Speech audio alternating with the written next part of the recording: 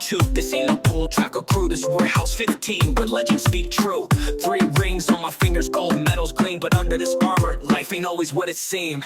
Yeah, we trained hard, pushed limits, reached the peak, but the pressure cooker boiled man so weeks I couldn't speak. Sponsorships and smiles, hiding the inner fight. Good afternoon, good evening, or good morning, wherever you may be. I know we have people across the world listening to us.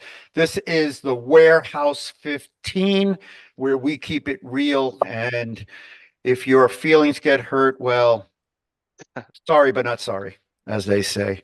Well, good morning, good morning, good morning, good morning, and good afternoon, depending where you are. Mr. TJ, how you doing? I'm good. I'm good. Just hanging out right now, getting ready for this conversation. This weekend's a little weird for me though. I watched you guys remember the original Beetlejuice? Like the old movie Beetlejuice? The best, They made a number 2 and I suffered through it and I'm really mad about it. So that's my update from the weekend. Not so good for me. Mr. Moreno, how you doing, coach? You know what? Let's see. I'm doing great. But first of all, on the Beetlejuice, I didn't watch it because of that.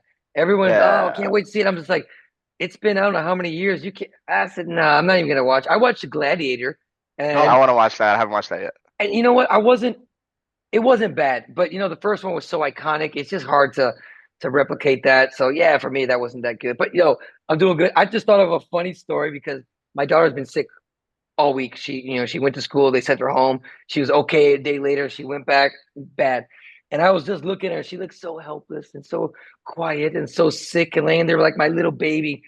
And I don't know why, just thinking, Herb, do you know what my daughter's first words were? I know. Where's Coach Perez? Ready for this? You ready for this? She looked at me. She was like, TJ. Oh, really? TJ. She said, TJ. We were like, what? We actually recorded it. It was so funny because when she was a baby, she cried every time she saw anybody. I don't know, she from being at the school, and I'm always like, TJ this, TJ that. All of a sudden, she's like, TJ. It's kind of a running joke in our family. It sounds like there might have been some visits. There might have been some visits you didn't know about. Well, she looks just like me, so I don't know. I'm not saying before. I'm just saying after. Oh, what's going on? You look like you got a crown on. You got a crown on behind. What is 1, 2? There's a few up there. There's a few missing a couple, but it's an old picture. You know what I'm saying? Oh my gosh. Well, I'm looking, and then what? I see a medal over there, and I got 3 of those. I think the 3 of those things.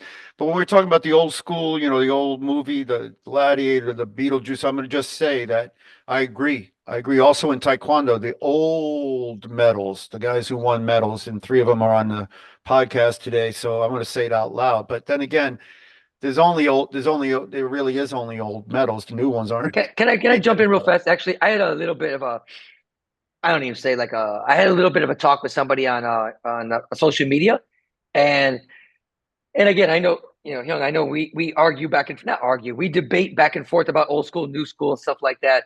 But it was just, this individual was talking about how the old or the new school, they can't do this, they can't do that, they can't fight, and I was just like, you know what?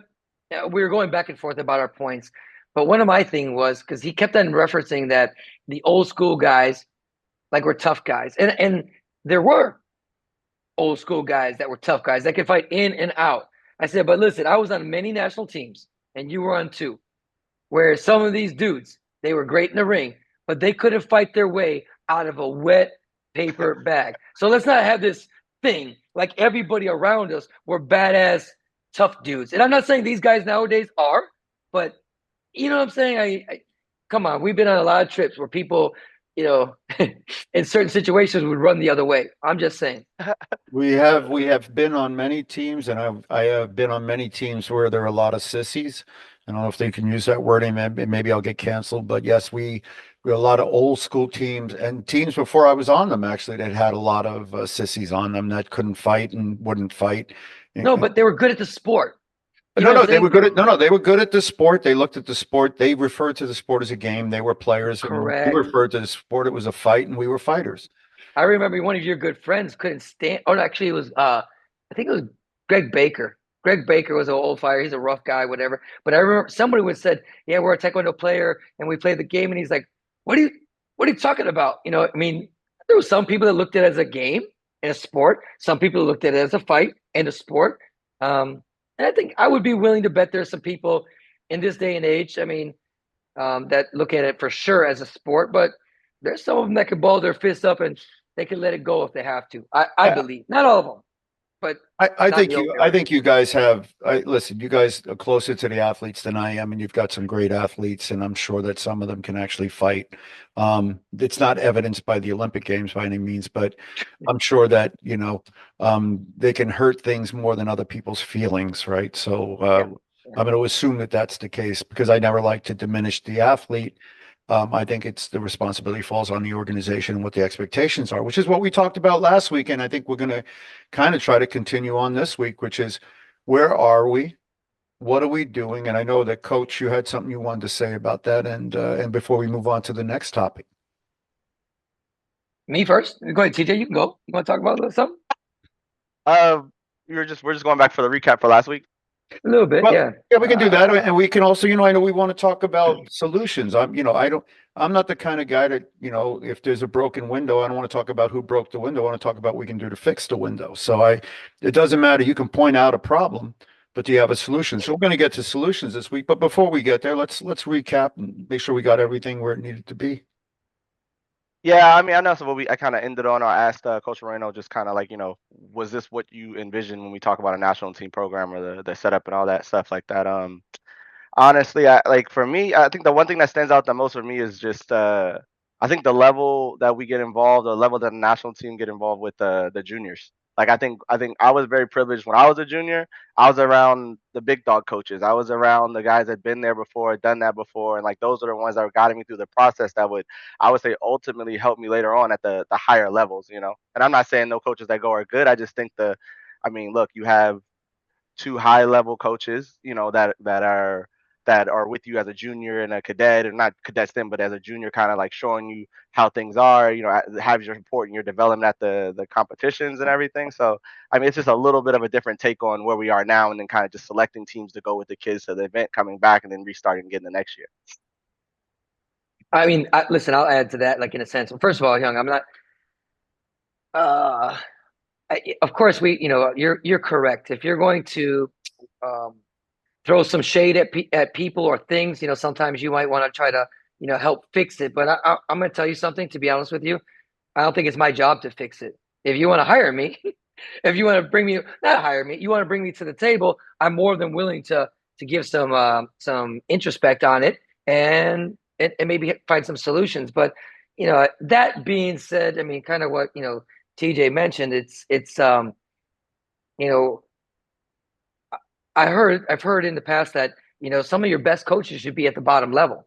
Some of your best coaches should be watching some of these young kids because, generally speaking, they could be the best teachers. I'm not saying all the time, but at least be aware, at least be understanding, at least know people's names, at least know where people come from. I would think that if you're a big program and you're looking down, you should be doing that instead of just looking what's right in front of you or what kind of falls in your lap. I think you should be doing it, going down a couple different layers, which, could beg the question, and maybe this is a great topic to talk about today, is where different people, different coaches fit in the hierarchy of coaches. Because come on, I know everyone says, oh, I want to be a national team coach, but what level? Cadet, juniors, seniors. Oh, I want to be Olympic coach. Maybe, and this is what I think is interesting because I love other sports. You look at, there's great, I mean, phenomenal high school coaches. There's great collegiate level sports coaches, and there's great professional coaches. And very rarely do they switch and have success. For example, American football, one of the most established, detailed money sport in the world. Not many collegiate level coaches who are unbelievable can go to the pros and excel. Like, it's extremely low percentage. And Why do you think that is? I think it's a different type of athlete. I think it's, sometimes you're dealing with money and professionalism versus developing men or women. I think at the younger, you're still developing skills. Their bodies are growing. The rah-rah it makes, do it for the school, do it for the Alabama Crimson Tide, do it for Notre Dame. People buy into that. In the pro level, because they changed so much, and the collegiate level is changing now because of this NIL. But I think that has a big thing to do with it, But also, coaches know inherently, I'm going to take this individual, I'm going to develop them, I'm going to coach them, and they're going to move on, and they're okay with that. But in our sport, you got a lot of I want to hold on to them because I know best, because I know them the best, and that's not the truth. Just because you know them the best doesn't mean that you know the best. Does Korea have a system similar to that? Like with their high school teams or elementary teams, they do Taekwondo throughout their whole school developments, correct? So it's kind of like that. Yeah. Well, it depends on the system, right? So Australia, and Bob Gambardello, who we hired as a CEO for a while, he and I went through the MEMOS program, which is a scholarship program, and you get your master's in sport organization development and athlete identification. And his thesis was on this. And so we looked at different ways that they found athletes and coaches and trained them. And then we tried to bring some of that to the United States so that we could also have that kind of success, right? And when you do that, you do get a success. But, it's a different system. China, 5-6 years old, they go through a program, they look at them, and they pick their athletes, and based on those athletes, they say you be good at this, you be good at that, you be good at this, and that's where you go. That's what you do. That's what you're expected to do. That's what you do. And do I like that one. But and so I think I will add this to the conversation. Only this. So I'm going to offer probably at some point some discussion of solutions, only because I'm a solution kind of person. I don't think it's our obligation to change it. And the last thing I'll say in that is, quite frankly, this: if and we all know this, you try to help somebody, and when you try to help them, it doesn't mean they actually listen to you, nor do they take your help, and nor do they want your help. So I've stopped helping people unless they come to me and ask me for advice. And that includes walking. Like if I'm walking down the street and I see somebody's lost and I can obviously see they're lost, I don't offer them help because they may not want my help. And when I do offer them help, often they're like, I got it. And so I'm like, okay, well, best wishes, hope you get there. But I still hold the door for people. Yeah, exactly.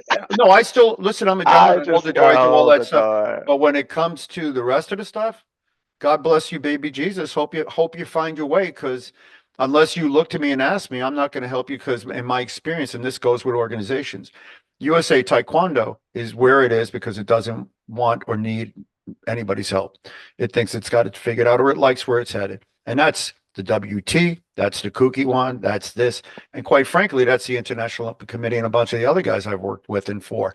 So until they ask me for help, I'm still going to offer it, but I'm just not going to tell them about it. What's interesting is I think, and it's probably in a lot of our sports, because I'm very close with certain other countries, kind of formats, whether it's Mexico, Canada, United States, Brazil, some other foreign European countries as well. I think that our sport doesn't do a good job of recognizing and giving people accolades for coaching, being successful at coaching at a certain level. So TJ, you asked about Korea. I mean, generally speaking, as the kids get better, they have a different model in Korea nowadays where, they're letting the coaches kind of move up with them, onto the national team level. You're starting to see that. But I think, this country could be a country that says, you know what, we value a cadet level coach. They train them hard. They train them often. They work certain skills. They know how to play little games with them and do these little things that are probably important in that 12 to 14-year-old age. And then when you get 15, 16, 17, kids are different, right? They're not as amused by the little games, and vice versa, or same thing when you get to the adult level. But finding those coaches, giving them their props, giving them their recognition, because I think in life, like, everybody wants to be recognized. I don't care even a gangbanger. Why is he a gangbanger? Why does he go rob somebody? He wants to be significant. He wants to be recognized. He wants to be somebody, even though it's a bad example. There's no different than us. Like when people do well, it's human nature to want to be recognized, to feel some sort of significance. I know in a perfect world, no, I just do this for the goodness of people. Oh my God, look at that picture. Look at that picture. What happened? You're kind of handsome back then. Dude, I used to be good looking. Hey, And TJ, I just turned 65. TJ, hey, 65. Old, That's pretty awesome. old. But TJ, Now, I know you hey, guys are putting up your hold medals up. and your No. rings. Hold on, TJ, hold on. Here even it goes. even But do you even have men, one of these? put the other one back up. No, forget that. Put the other one. Do you have an TJ, action figure? That's all I want to know. Hey, TJ, Olympus in the house. even men wear satin and purple together. Hey, put that on, man. Come on. And I'm a purple belt. And I'm a That purple was kind of belt. sexy, man. You're kind Oh, of. you like he the other was one? wearing, All right, put Oh. that he one. was wearing, it's like you got a Komodo on, his sleeveless Let me take Komodo. a screenshot of that, bro. Hold on. I'm gonna get this one. Hey. Well, you forgot my muscle one. You never saw the muscle one? Listen, I'll let's find leave it. this a PG thing because I'm good with that one right there. Because quite honestly, there wasn't a whole lot of muscles, man. You want to see some guns? Come on now. Oh my gosh. All right, go ahead. So anyway, I just think like I don't know. It would be interesting to see if an organization could actually not keep people, but like recognize people in their developmental level. Because again, I don't do much in this country right now. But when I look at certain coaches, I can give it up. I can go, wow, that guy's a really good junior level coach. And sometimes it's by virtue of how many people they develop, how many medals they get, how many people they put on the team. I just don't see them having the same success at the senior level. That doesn't mean that they couldn't develop into that, but they haven't. And it's okay. Nothing wrong with that, buddy. Nothing wrong with that, lady. You're an amazing cadet coach. Maybe better than me. Cool. Yeah, I mean, for me, I think it's cool that at that level, at that age, that the home coaches are involved. You know what I mean? But I also think there should be some kind of I don't want to say guidance, but like I don't know, just a feel good. Maybe it don't got nothing to do with development or building. I just felt like a different kind of support when I was a junior. Like I had big names with us. I was like you said, I was surrounded by Olympic coaches who had Olympic medals that were coaching the junior at that point. Like that's who I grew up around. That's who gave me my vision and put me in a position to like, okay, I really want to do this, or maybe point me in the right direction. But I had influences all around me. I remember, was it?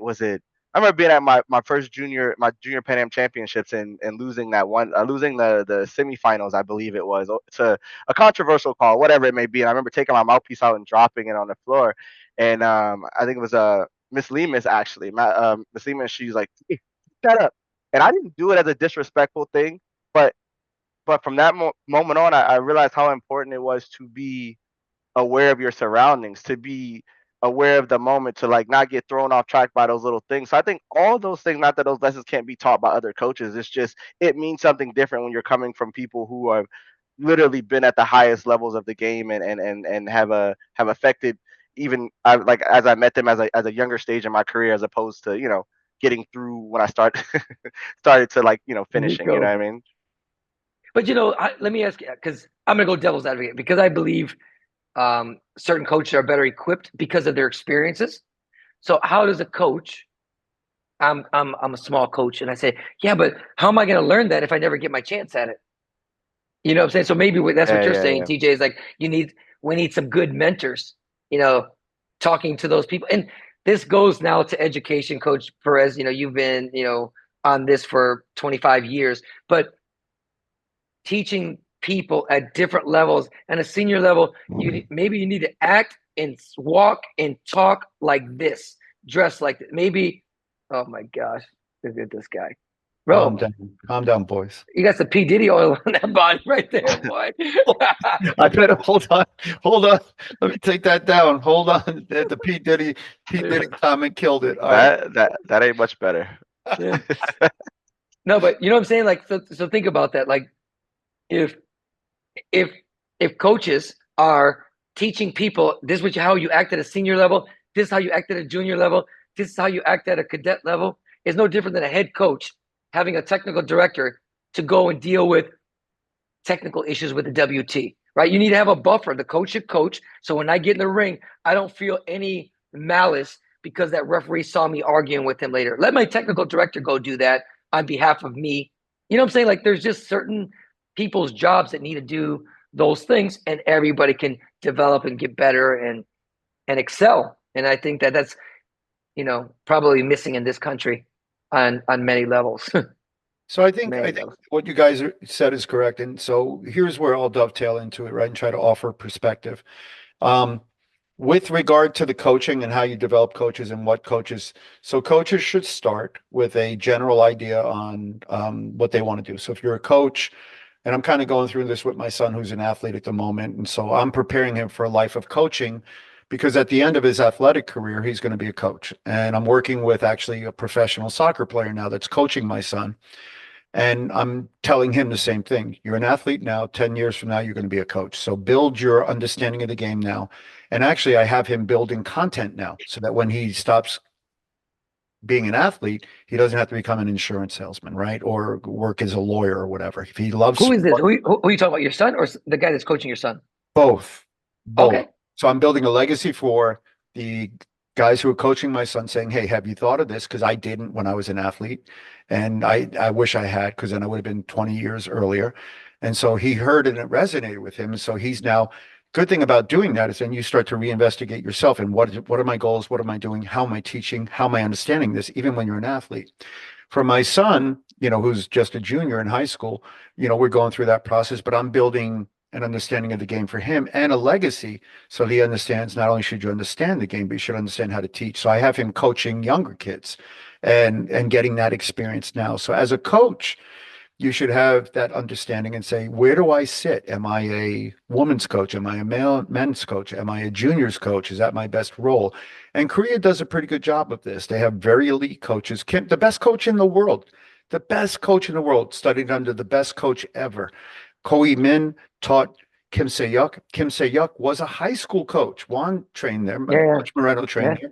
And the best players in the world trained there because he was the best coach ever. He then went and only coached Olympic level guys because they recognized in him an understanding of the game that came from Ko Min. And when you look at Ko Min's legacy, this is a guy who had the best coaches in the world under him. And to this day, I still talk to guys that I didn't know were his students, including the guy out here by me, and they were contemporaries of these guys, of Ko Min. Contemporaries of Kim Se-yuk. So the development of a coach is no different than the development of an athlete. And what I mean by that is, it's got to come first from the coach. What do you want to do? What do you think you want to do? And that can change based on your acumen and your ability or your passion. You don't like kids? Don't coach kids. Coach adults. You like kids? Coach kids, because that's crazy rewarding. Second, the pipeline, which is what you're talking about, Coach. The pipeline has to be developed and empowered by the organization. And I learned that when I was on the board of the Olympic Committee. And that's a flex, right? But you can throw shade on it, but it is what it was. I developed programs for 8 different sports in conjunction with their high performance directors, high performance plans. We reviewed them and implemented them. And if you do it correctly, you create a pipeline that's sustainable and full, not 1 or 2 guys, full. So to bring this back to center, in the United States, the pipeline is empty. And so when the pipeline is empty, you start filling it with bodies as opposed to good bodies. And this is not to say anything about any particular coach, but I have a general rule. If you don't know my name, or you don't know Coach Moreno's name, or you don't know some of the Jimmy Kim's name, you probably, if you don't know our names, you probably don't know Taekwondo. Yeah, but hold on a second. If I don't know your name, then you definitely don't know Taekwondo. So it's just personal, and that, now people can hate on that, and I'm going to keep it real for a minute. That's not to say I know all the new guys, but if you don't know your history, you're damned to repeat it. What I can say for us is, in our generation, we had some of the worst coaches in the world. The worst. We coached ourselves. We coached each other. The second generation, we had some of the best coaches in the world because they were you guys. We didn't want to be like our predecessors. We wanted good coaches. You had good coaches that sat in your chair. Towards the end of my career, I had 1 or 2. Dr. Kapner was one of my coaches when I could have him in my chair. And you had good coaches in your chair. But for the most part, we were on our own. When you guys sat in chairs, you guys got results, and you were developed. You developed yourselves, we developed content, and then we developed a methodology. And that methodology is why TJ's here. TJ was found by us and you and everybody else, and then he by himself developed, and he's a good coach because of you. So yeah, we need a developmental system, and that developmental system doesn't exist currently because no one cares for it to exist. Because as soon as you do have it, then you have a meritocracy. And a meritocracy means the best and the brightest rise to the top and the rest don't. And we're a performance culture. And if you don't rise to the top, that's okay. You can carry a bag. You don't have to be the guy who the bag's being carried for. Well, I mean, listen, you're not wrong on any of that stuff. And, sometimes I get a little bit, shy to talk about the old time stuff like that, because I think or not the old times, just the past, because I think we definitely have to learn from the past, understand our history, and move forward. That's what I talk about: culture, understanding people's culture, understanding, what has happened, what has developed, and where we are now. And when you fall back, then that's a big problem. I think that's where we're at right now, because, I mean, listen, at one point I was pretty successful as a coach for the United States. I had many people on the national team. But what I'm more proud of right now, something you just said, is look at Terrence Jennings, a great coach in the military, coaches privately, his coaching in the Olympics, excelled. James Howe, successful school, successful kids, right? Tim Toko, you don't even know him. His original athlete was Michaela Greenwood, who's a world champion. Russell Benaby, national team members, coach all over. Oily developed Olympic athletes. And it just kind of goes up, Brad Demink, para athletes. And so in our little system with our athletes and coaches, mentoring them, we were able to foster that. I mean, again, talk about a flex. I don't know many programs that have been able to spawn many other successful programs or many other successful coaches. I mean, but I just think that that's what we need to do. And I didn't set out to do that originally, but for sure, me and TJ had specific talks when he was winding down his career. Me and James Howe, specific talks about, okay, what's the next thing, whether it's a school owner and how to develop kids. We still talk about it. TJ went into the military, coaching at a professional level. I mean, and we talk daily about this, but right? you undersell yourself. So I'm gonna put a little bit of something out there for you before, and then TJ will get to you. So first of all, you and I worked together in camps and stuff, right? And when we were talking back then, we talked about stuff. You took the small framework of what we were working on together when we were working for Macho and all those guys in Century. And you created something that no one ever thought to create, which was you privatized Olympic development across the country. And as a result of privatizing it and making it a profit-based system, like a professional club, you went out and found 10 to 12 to 15 of the best schools that you could work with. And then you proved your legacy and your product. So I don't want to undersell the fact that Peak Performance put more people on teams than, the national programs does. And so that's got to be said. And then the rest I don't want to just gloss over that. All right. No, I guess that was my point originally. I'm going back to that story about the Pan Am Championships, the Junior Pan Am Championships. I don't think I've ever in my career had a bad coach. You know what I mean? I've never had a bad coach. I've been around great coaches since day one. And my Master Reese put me in positions to meet you, to train around you, for you to have identify and see me. And so I've always been in a system where it was building towards something bigger. So I mean, I think that's the part that I miss personally, is like having these kids be around something they aspire to, or something that some people that have like, I knew you guys were from, my original coach was from Ivory Coast, who came to the U.S. to train at Howard, and he started a program with a vision. And there was a lot of us, and through that whole thing, he kind of put us in positions to be the best. I mean, we went to all sorts of seminars, We showed up to, I've been to Stephen Lopez seminars, like, fast forward years later to fight his brother, to have to stand in the ring and fight with him, like, but we were in those positions to be around people who were at the top of the game and all that stuff like that, and great coaches. I think we had great, like you said, we had great coaches from the bottom all the way through the process for me. So I think that's the part that I'm pointing out. You know why? You know how when you're great, when you actually come on. Patrice O'Mark was one of the greatest fighters ever, historic. He was he's a monster. But then he becomes a coach, and that Listen, that guy lived in my first house when I first moved. Not lived. He came to my first house in Miami. I didn't even have furniture. Him and Arlene Lemus and two other athletes. And I went to a wedding, and I came back at 2 o'clock in the morning, tired, hanging out. And he's like, "Come on, you have very interesting books in your office. Did you read them?" Yes. Okay, wait. I'm like, "Sir, I'm going to sleep right now. Can we talk about it later?" Okay. But it's funny because you're absolutely right. He brought you to how many different seminars? He brought you in a learning environment. When you came to me, he came and he watched you. He watched you in my program. He told me things that I didn't even know about you. Like that's how you know you're great. When he said, "You know what? Here's the handoff.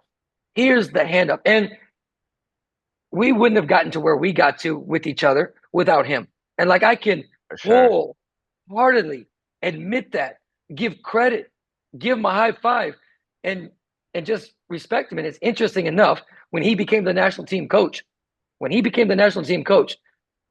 I was the national team coach. I wasn't rehired. He went there. He called me, said, I need you to help me. I'm like, and I wasn't happy, but I went along. And by the end of his tenure, I begged him not to quit. I'm like, "Don't quit. You're doing a great job." I mean, it was a tough situation, but it was interesting. Here I am getting one of his athletes. And then later on, I lose my position. He takes it. And yet we're still together. We still talk. That's how you know you're great. When a guy like Coach Remark, Master Remark, is willing to expose, learn, develop himself and his athletes. And we don't.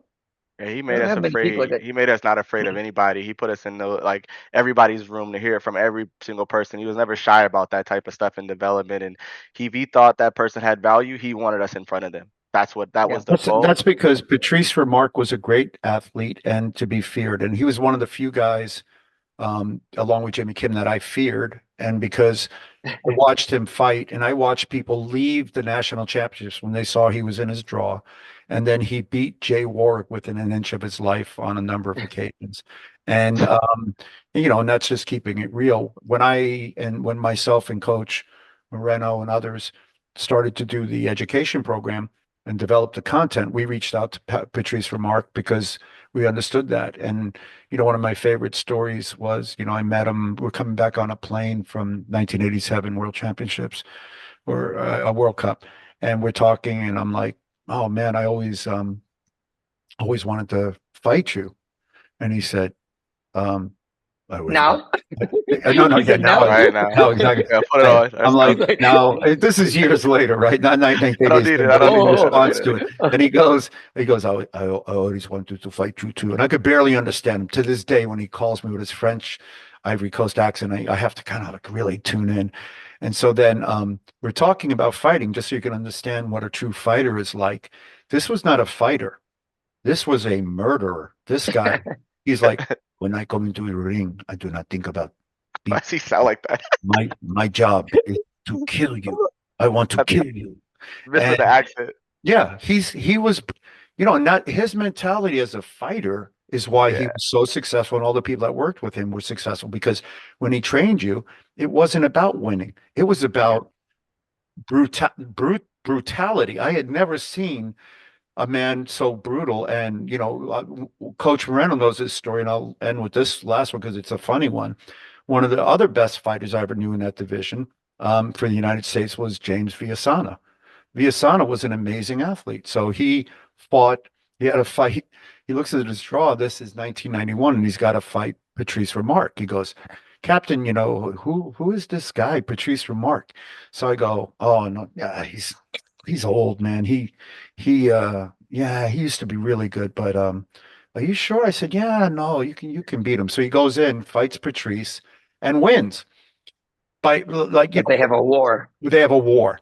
The next day, Villasana can't walk. He's got compression fractures. They're afraid he's going to have his legs amputated. I mean, it was truth, right? And so he looks at me and he goes, "Hey, Captain, I think he was a little better than you thought," right? So then No, but first of all, he has a country accent, so he's a Texas. He's like, "That guy was pretty good. Yeah, he was not bad. Y'all told me he wasn't too good." And we're like, we tell him the truth at the end of that, right? But But that's a great example of two things. One, Patrice is a fierce warrior. Number two, if you believe something is possible, which Viasana did, it becomes possible. Viasana, listen, just to close the door on Viasana, this is a guy who didn't understand that the stuff that you were taught or you could do, you shouldn't do. So he would go and do stuff that other people would be like, you want me to do what?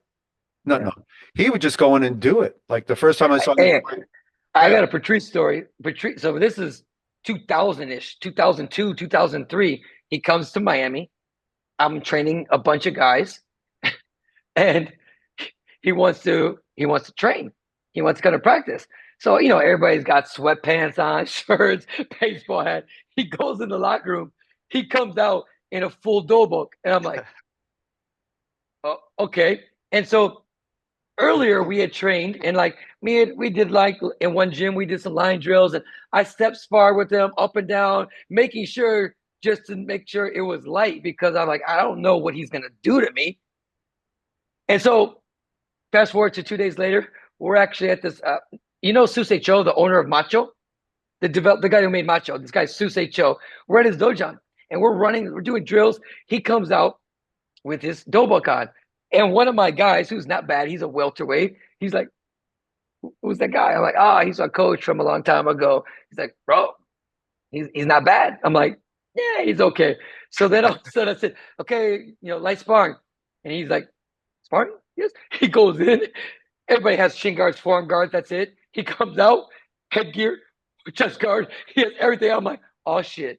So my guy, Patrice comes in, my guy goes, powder chuggies him underneath. He doesn't flip. He comes out, my guy, kicks him in the back. That was the last two kicks that my boy threw. He got axe kicked on the floor. He got back kicked through the wall. He's like, dude, guy's pretty strong. I'm like, bro, you just messed with the wrong SOB right there, man. But it was just funny because this was 2000s. This is a decade later. And he was just like, he's a great guy. Great guy. He's a great fighter. Well, we were supposed to catch up on solutions, and I'm not sure we're going to get to that today, but that's okay because that'll be next week's podcast about what would you, and we'll think about it for the next week, but we're going to continue on this for a few minutes. But for next week, I think we should think about if you were given all the money in the world or the resources, you won the lottery tomorrow, and where Juan goes to get his cafecito, if he went and bought the loteria, he came in and won, what would he do besides, take care of me and get me a nice place? I know what I would do. Portugal. I know what I would. First of all, what I would do in that situation, I would go right to the airport and fly to one city and smack the shit out of somebody. And then I got one more place that I'd go to too. Then I'll figure out something else. That's why I win everything. The list of people that need smacking is long and longer. When we talk about Taekwondo, we'll talk about. I want to think about it because I think it's an important topic. And what would you do if you had resources, you had everything in the world, and you were gonna prove to people what is possible, right? Because the idea that we don't have the athletes, we don't have this, we don't have that, that's not true. We have the intellectual property, we have everything that we need to make it successful. We've empowered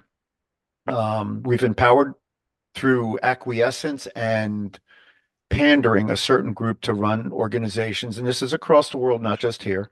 And that's in sport and in martial arts. And as a result of it, they do what they do to keep themselves in power as opposed to produce medals. Now, if the Olympic Committee had a set of cojones, they would do what they used to do back in the day. And if you didn't produce medals, you were asked to move on. The average tenure, just so you understand, for an executive director in any sport, and I know, Juan, you were on the board as well as like me. And TJ, did you serve as an athlete rep to the board? So yes. The average tenure of a yeah, the average tenure of a CEO. Making up meetings during training time, making me bad. The average tenure of a CEO, and then reprimanding you when you didn't come. Oh my gosh, I had to train. The average tenure of a CEO in the Olympic movement is less than 2 years. That's the average tenure. So you don't perform, you move on. You do perform, you move to a bigger and better sport. So we have people circling the drain, and they keep coming back to. There's no sport better than Taekwondo. There's no sport better than Taekwondo. Then the question becomes, why isn't it getting results? So, that's a really a good question. But you made a good point about people circling back, and it's funny because I don't have a problem if people circle back if they actually truly wanted to be there, if they truly had something to give, not like gained it along the way. Does that make sense? You understand that, TJ? Like, for example, I've been gone, and all of a sudden you just bring one back just because. And then, of course, give me a year into it. Now I learned everybody. I kind of figure it out. Like, now, if one was over here doing something really good and we pulled them back because we wanted that, but I don't think that's the case in the USA Taekwondo. That's one. Two, hot off the press, I don't know if it's true. I'm going to say it. I just heard today that the current CEO is leaving December 30th. That's what I just heard. Now, I also heard that in December 30th of this year? Yeah. So I heard that rumor, and then I'm not going to mention any names, but I got a very whenever you get something personal, somebody gets ass burnt, as I called it. I got a personal text threatening me from an individual in the organization saying what was said was not true. Where did I hear it, and who said it, and don't believe everything you said. So that individual was supposed to be gone already. So that guy should have been gone already, according to whatever. The organization that's funding Taekwondo in that town is under scrutiny because it misused or doesn't have whatever, violated some rules domestically inside its own state or whatever. So I can say this. Hopefully, just like any other professional team, there are guys in professional football that don't get to finish a game. They get fired at the halftime. During the halftime here, bad news, good news. The coach of the whatever is now gone. The assistant comes on, or they don't finish at the end of that game. They don't even go to the press conference because they're gone. And in soccer, it happens. And in every other professional sport, when you don't perform, you don't get to stay. And in Taekwondo, for whatever reason, U.S. Taekwondo, when it flushed its toilet of the corrupt leadership, that's now going to be the leadership of the of another organization. So I laugh about that. We flushed our toilet and they found a soft landing, no pun intended, somewhere else. We replaced it with an equally self-interested nepotistic organization that hires from outside the states. We couldn't. And just so you understand, in U.S. government, you can't get outside contracts from outside vendors that are not domestically sourced before you exhaust all possibilities in the United States for United States vendors. So the idea that in the United States with 330 million people and X amount of coaches that we used to teach when we went around and certified, so I'm going to guess 2,000 or 3,000 coaches, we can't find a coach to coach the U.S. program, but we can find two ne'er-do-wells with no results to coach the program that give the middle finger to the United States on Facebook and then blame it on their dads. This is the best we can do. I don't believe that to be the case. The only time that survives is when you have a board that's asleep at the wheel, which this one is. You have a CEO who's self-interested and not from the United States.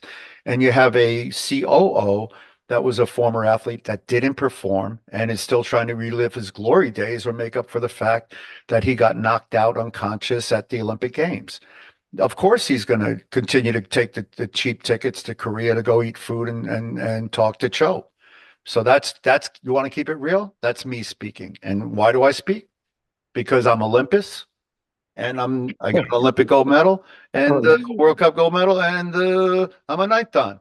So I'm sure they'll come and try to take one of those. Some of them they can take and some they can throw shade on.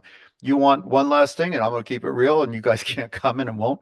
They had a 50th anniversary for USA Taekwondo. They apparently forgot. Oh, man. They forgot my telephone number. They forgot my record, and they forgot who I was and what we did for the organization. There wasn't a single athlete in the room that was part of the reason that there were any athletes in the room that was at the event. I think maybe Sharon. I didn't get one. I didn't get an invite. Yeah, no, hold on. In fairness, I didn't get an invite. I didn't get an invite. Sharon Jewell didn't leave the room. She's been there since 1988, so she hasn't left the room. Listen, so I love Sharon, but I got a lifetime membership and didn't get an invite. What do you want from me? I got a lifetime membership too. I got a lifetime membership. I'm gonna put that up. My membership ends in like year 3000 or something. They're probably gonna take it away from me now or something. But yeah, it's like No, but that's a lifetime good membership. question. Like on that, I mean, again, Lifetime I would membership. think that 50th anniversary. I don't know how many people came or didn't come. I don't really know, but that should have been. Look, I'm sure they announced it. Come if you want, but that should have been to all the Olympic level athletes, to all the world medalists. That should have just been a blast because they have all everybody's Come if you emails. want. You mean, so what you're saying, I want to understand this. The number of Olympic men who have competed at the Olympic Games, how many total? 7 and then 4, so that's 11. But there's some double crossover, so 11, and then there's 12, 13, 14, Less 15, than 16, less than 20. 17. Yeah, there's less than 20, and some of them are doubles. And it doubles, right? And I know what the number, I can't remember the number, but up until now, I remember last year or whatever.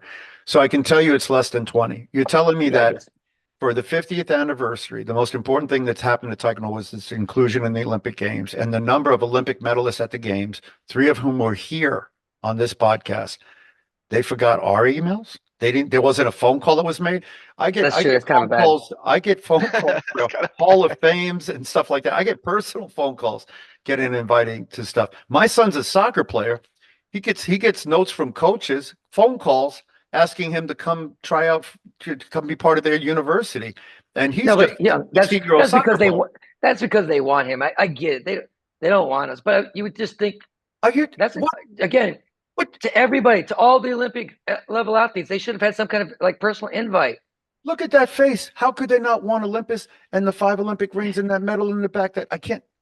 That might be. Is that a medal? It's all in the back. You make them bring the medal in. I think next week we should wear our medal. I'll wear it next week for you. Yeah, and then I just want to know. We should try this one time. We should call the national office and say, "Hi, Herb Perez on the phone." And if they go Herb who or Juan who or TJ who, then who dat? But anyway, we wax poetic. Listen, we let's have some closing comments because I know you guys, we want to keep these listenable, and we don't want to just be grousing and complaining about whatever. And I'm going to be honest, I'm not complaining about me, because if I never go to another tournament and watch another bad Taekwondo match, I'll be okay. Easy there. I'll be okay with that. I don't go to the events for food. I go to watch good events. I got invited to go to Paris. Can I give a question for just maybe a minute each for you guys? For real. What do you guys think about this this CEO shooting guy? The guy that got caught. Come on, man. I didn't even know. First of all, I started listening. I didn't even know what a ghost gun was. They kept referring to this ghost gun. I didn't even know that. It wasn't there. It's there. It wasn't there. No. Yeah. But apparently it's like something you put together out of a kit. So it has no serial numbers. But I was so confused for the first 3 minutes. I'm like, so this guy has a Ghostbuster gun? Like he's just out here just zapping ghosts. I'm like, what's happening? You know what I mean? Nah, but I don't know. That's a crazy one. That's too CSI for me, man. I got nothing. Well, I think, listen, those are rich people problems. This kid was a rich kid who was disenfranchised and 24, and unfortunately for him, went to 2 Ivy League schools and got 2 Ivy League degrees. And even with all his Ivy League-ness, couldn't figure out that life was better. He didn't understand the value of whatever. There are a lot of people that I don't like. And by the way, there are a lot of people that don't like me. I'd like to believe that I can walk down the street come on. without. I want to believe that. I'm sure there might be a guy from Great Britain. I want to believe that, or his dad. I want to believe that I can walk down the street without getting shot. And this guy, he watched some Jason Bourne movies, man. If you watch the videotape of him, and then he's a cheeky bastard, right? Because he took his mask off. But at the point where you get on a Greyhound bus and your next stop is McDonald's. No, but that's what's weird to me is this guy was smart enough to. First of all, man, it's so horrible for that man, that 50-year-old man. We're older than and his family. I think that's getting lost. Regardless of what you feel about the healthcare industry and all that, Yeah, but no, there was no video of him. I mean, the guy was smart enough to avoid all that in New York City, where there's got to be a billion. And then the next thing you know, he gets picked up in Pennsylvania with a backpack, with the gun, with the ID, with the manifesto. Fake IDs, multiple fake IDs. But it's crazy because if he's smart enough to pull that thing off, even I'm not a very good criminal, but I would know to throw the gun away or to, like something's Yeah. weird there, man. He It's a little thought he was crazy. going to need, he thought he was going to need it again. So here's, if you ever watch Bad Boys or whatever, the jail things, the one thing you learn is the criminals get caught because the dumb ones definitely get caught. There's no doubt that this guy was not a great criminal. And he got smart. caught because he's not that smart. Because if he were that smart, he would have found he was smart enough to get away from his. Anyway, sorry about that. Sorry about that topic. No, it's all good. But at the end of the day, it's an unfortunate commentary on society, youth in society, youth who are privileged in society, and it's a commentary on how you raise your kids. And if you raise your kids in this way, this is what's going to end up happening, because they're going to look at it'll be interesting as the thing develops. And unfortunately, we're a spectator. We like to watch car crashes. That's what they fund themselves on. People love to see the accident, right? And so there's going to be all this speculation. There'll be a movie of the week about it. There'll be another film like there was the Melendez film. All of this is going to be talked about. And unfortunately, I think what you're going to come up with, this was a kid who had challenges and problems.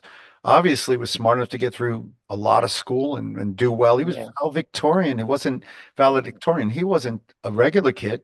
No, he's smart. I think he's gonna plead not guilty though, right? He did. Yeah, he's pleaded not guilty. Everybody starts at not guilty. He's gonna be in a small prison next to Diddy with the baby oil. But the question really does become, and this is something. There's a podcast guy I like to listen to.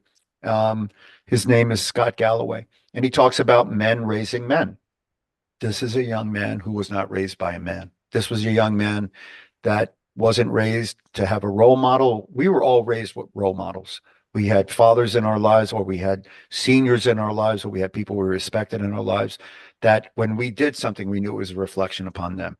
The only thing that kept me out of trouble was I didn't have a dad in my life. My dad, we left early. He was abusive, and I had seniors. I had Taekwondo seniors, my instructors. I didn't want to disappoint them. I had teammates I didn't want to disappoint. And now that I'm married and I have kids, I have a family I don't want to disappoint. I don't want to ever look at my son and think about the implications of what I do and the ramifications to him.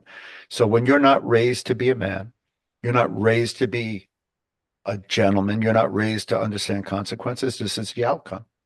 I mean, I don't know about that kid. I heard his family's wealthy. I don't know if he was raised to be a man or not. He just made a bad decision, or he went cuckoo, or he just whatever. Obviously, this was a horrible decision, and it's a horrible tragedy for the gentleman that lost his life and his family that won't never have their father or their husband back. But it is a strange situation. It's too bad that we have to talk about these kind of things like in America. Anyway, we didn't have to talk about it. You brought it up. I know. But I'm curious about it, man. I didn't listen. I'm going to say this though. I just want to make sure so I can get ready. I got to start training a little bit. Then I hurt my shoulder, but I think it's going to get better.